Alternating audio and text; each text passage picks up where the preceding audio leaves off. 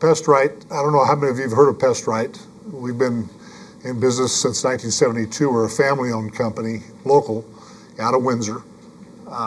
So we have a very good reputation for the level of service that we provide in this area.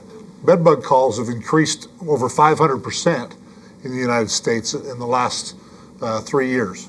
And so it's really becoming an epidemic everywhere. And unfortunately, they're here to stay. I mean, they're not going to go away. So the only thing we can do is be diligent in our how we are aware of them and then how we treat them. Why should you guys care about this? Like it says, the reason you should care is because you want to protect your brand. The other thing is the financial cost of staying on top of these things, if you let them get out of control, can be very, very costly. So there's a lot of reasons why you'd care about it. And the very last one, like it says, is, and not the least, is legal problems that sometimes can arise due to maybe certain individuals that may want to take it to that level. Obviously, everybody is in this room should receive this training. Anybody that comes in contact or is in the field of handling bedding or personnel that are in hotels, any kind of situation like you guys are in here. The things that we're going to talk about today are dispelling rumors, some of the history of why we're seeing bed bugs in the U.S. again, a little biology, like I said, Bed Bugs 101, the effects of physically and psychologically of a bite, what to look for, what to do in case you have a complaint. And of course, you may already have processes in place. Bed bugs are found all over the world. Bed bugs have been here on this planet since the beginning of man, and we've always had them. We used to have them under control back in, you've heard the old saying, sleep tight, don't let the bed bugs bite. That used to be a common saying because they were everywhere. Everybody had them in their homes. Everybody had them. The nice thing about that is that we know that they don't transmit any diseases like, mosquito bites and things like that. But back in the 30s and through all the way through the 70s, late 70s, we controlled them and pretty much eliminated them as a problem due to the chemicals that we had available to us. Malathion and those kinds of things, diazinon and all those types of pretty crazy products, DDT, that have, and in time the EPA discovered there were side effects to those things, and so they've eliminated those. As you can see some of the picture up here, back in the day, in fact I talked to a guy the other day, he said he remembers as a kid living in the beaches in New Jersey, and they would go up and down the road on those trucks and say DDT, fogging for mosquitoes and insects, and he would be on the beach as a kid and they would run behind the truck in the stuff. And so as time has gone on, we've come to realize there are some detrimental effects to those things, and as a result of that, the chemicals that we have today they're not dangerous. And when I say not as dangerous, they are really not dangerous unless they're used outside of what a professional has been trained to use them in. So that's why they're making a comeback.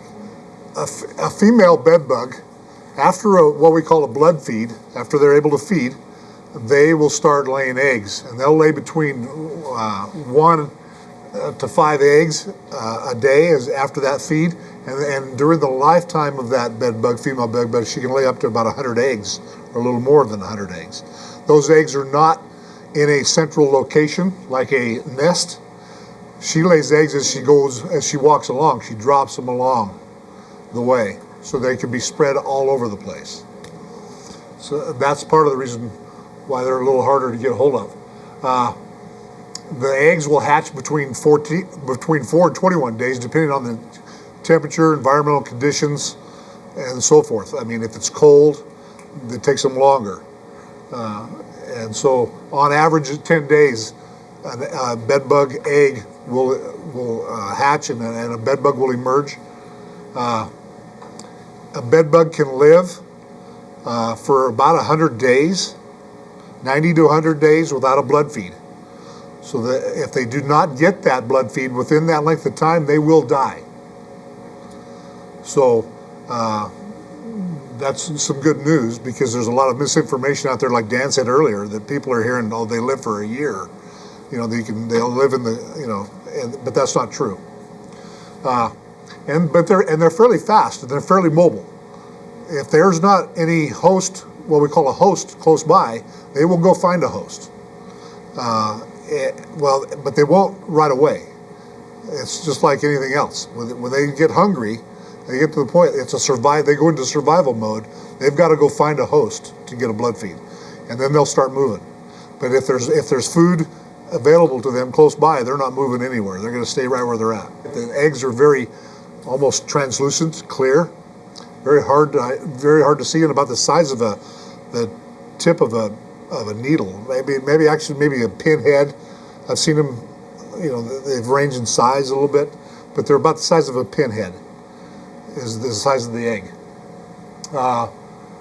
And then they're flat, and that they're still kind of brownish, but they're more flat when they're before feeding, and then when they're engorged, they're going to look like a tick. They're because they are kind of from the tick family, they're going to feed and engorge themselves with the blood meal, and so they'll be big and fat. And the other thing, real quickly, like it says up there, they will die if they don't get a blood feed. So once they've emerged from that egg, that nymph needs to have a blood meal. The physiological effects are, as you can see, like Dan said, if somebody comes to you and says, I'm being bit, they should have evidence of being bit. Awareness is key. And that's what we're here for, is to develop the awareness. Where do bed bugs live? They love crack and crevices. Bed bugs love to have something on both sides of their body. So anywhere they can get, where they can have that tightness, that's where they're going to go. While you're performing your routine services, look for them in cracks, crevices, box springs, bed frames. Now, you guys don't have that here, fortunately. The beds that you have here are fantastic for being able to eliminate those issues and those places. But there are some areas on those beds that do have some places that they can go to. This right here is an example. These pictures are an example of the aggregation of the bed bugs. After they've fed, they're going to go, and this is basically feces. They're going to deposit their waste after they fed, and they look like little black spots, and typically on the edges of beds. The biggest thing is to not panic. Like Dan said earlier, it starts from the top. If you guys are panicked and freaking out, your clients are going to be freaked out and panicked. So you got to be very calm, and then follow your processes and procedures to move them out and get us called so we can get in there and get that taken care of. Personal protection items. As you guys do inspections, I take it you guys have gloves here. You're using a lot of gloves anyway for when you're handling personal effects of people, their items, and people themselves. Basically, you can inspect. It says inspect yourself and luggage. I mean, that's basically if you're moving out, traveling or coming back from a trip or something. Those are things you can look at. Laundering clothing as soon as possible once you've identified a problem is very important. Paying attention to handling bedding and other infested items is also important. So you're not spreading them throughout and moving them throughout, and how you handle those are very important. And we've talked about when you strip a bed, bagging that bedding right there in the pod where there's a problem, and before you take it out of there and transport it to another area. Bed bugs, the only way they will travel on their own, but the biggest way that they get throughout a facility or throughout an area is by being transported by us. It's really important, as I said there in red, that you guys don't treat or try to use anything here at all to treat, because that can slow things down and really cause a problem. Okay. Again, we talked about chain of custody of the linens and bedding as you put that into a laundry basket, or if you're bagging it. That being said, The best practice for eliminating bed bug concerns is early detection, number one. Number two is having a plan of action and processes in place, and isolation of the problem areas, and then getting us in there to take care of the issue on our end. Okay, a lot of this other stuff you're seeing is designed for apartments and regular homes, vacuuming and that kind of stuff.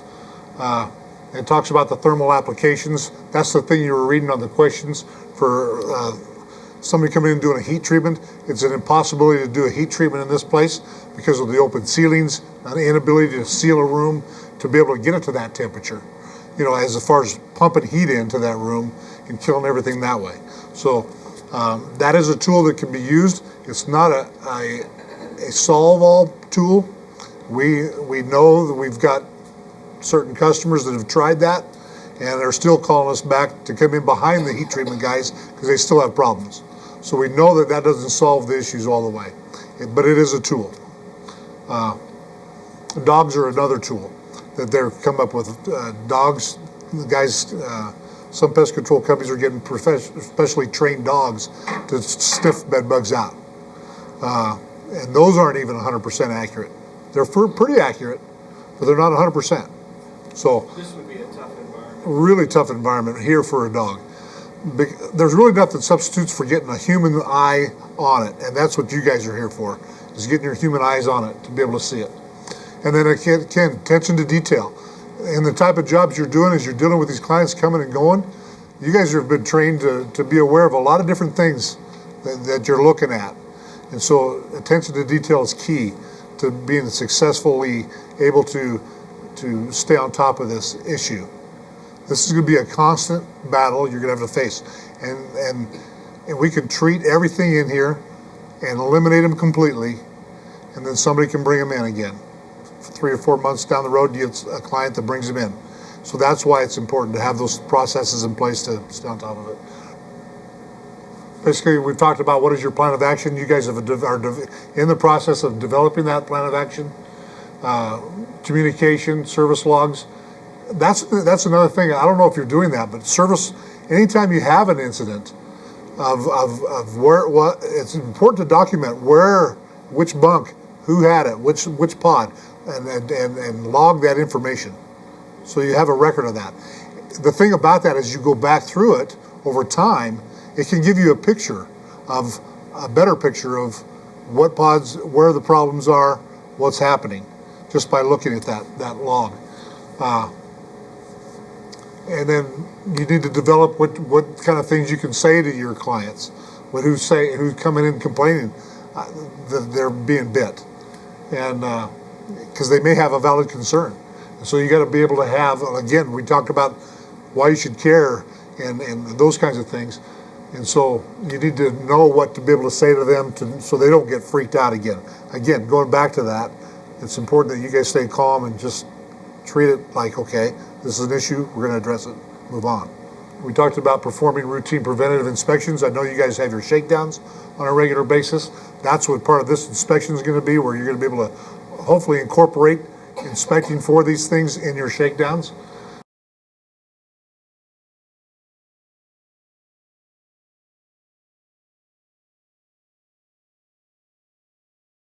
You know, I remember someone was talking about today that you guys, when you first heard this, you're like, you ain't got no bed bugs here. You know, there's a concrete structure and we got metal frames. Are you kidding me? This don't happen here. Well, bed bug is an amazing creature.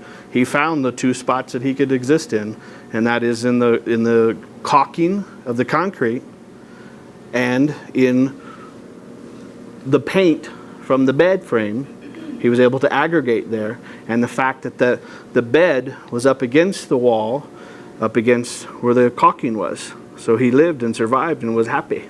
The other thing about that, this here is cinder block. This is cinder block, so it's not as porous. However, in some of these, and we're going to see this when we go up there, where some areas of the concrete is porous, and guess what? They found a home. They were able to get up in there, do their business, and hide. Ha. They got away with it. He's amazing. Can we request yours with pockets? All right, so at this point, you're looking for contraband, obviously, right? Okay. Ew, that's a vision I don't need. Yeah, you can request whatever you want.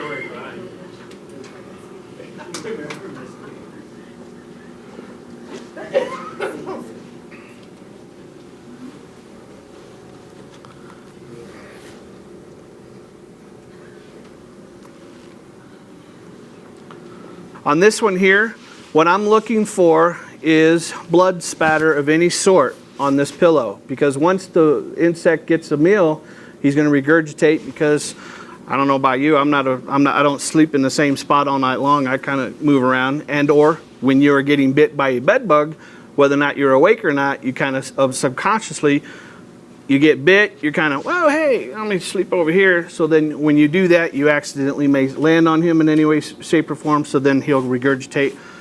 So you're going to look for blood spots on this. Same thing with the actual bed sheet itself. So I would do in this case here, you did a great job with this, you're probably going to have to take this stuff off and be able to look at it, and you may have to do a little bit more detail in terms of what you're looking for. So you'd have to actually look inside here as well.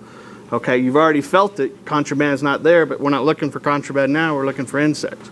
So we've taken this apart, did good.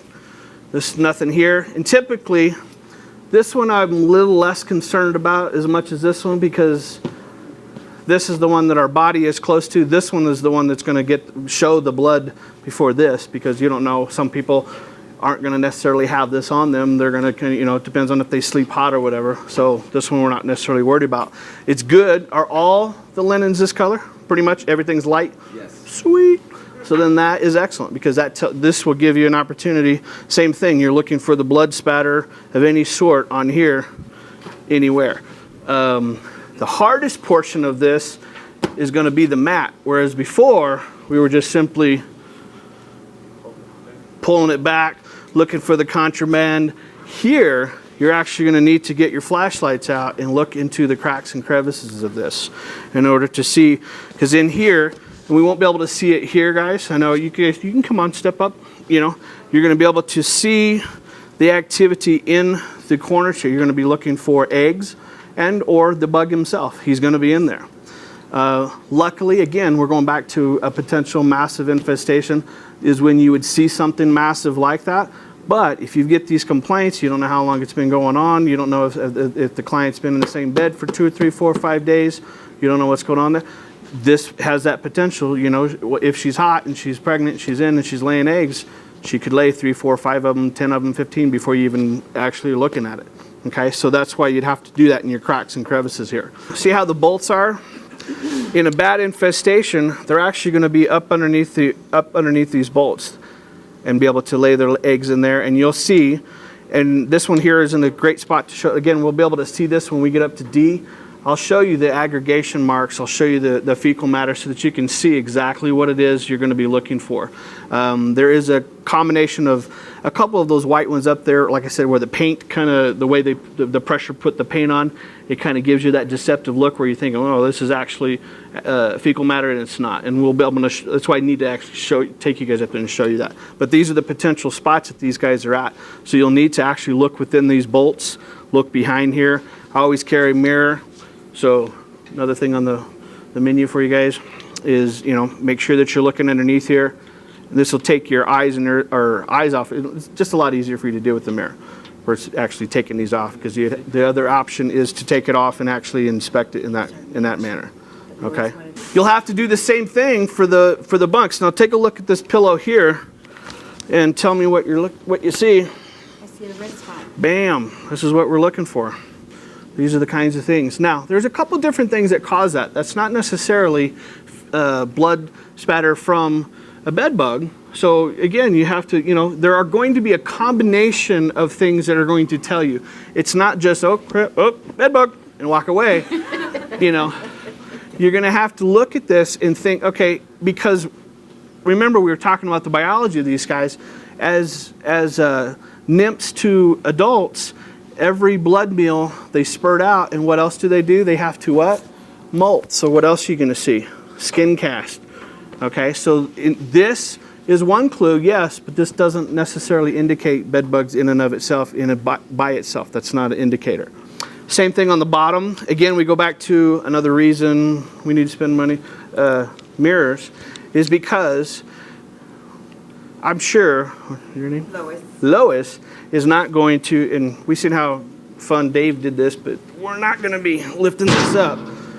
Lois isn't, but Lois may need to get underneath here if client Alpha comes in here and tells you, hey, that doesn't mean that it's not hiding up in here. So you will need to look for it. You'll need to see it, especially even exactly when you're doing your shakedown. So, all right, here's what I want to do. I want to show you what we're going to do here is I'm going to show you aggregation marks, and then I'm going to show you what is not aggregation marks.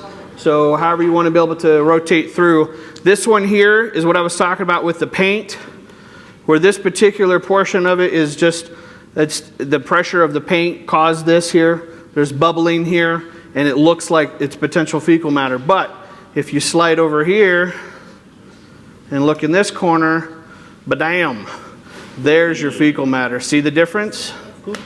Massive difference. From what I've seen so far in terms of the inspections, obviously the male population is not a big fan of cleaning this stuff, whereas the female population is. And our pink stuff is good enough. You have absolutely 100% got to get everybody on the same page, because this will make your job easier. So take a look now into the corner, and this is how these guys survived this caulking. These guys are amazing creatures, man. They went right up here where they were able to get see the porous portion. We'll be able to show it. So when you're doing your inspections, your shakedowns, you got to pull these out. You got to pull it out enough to be able to get around it in order to be able to see those.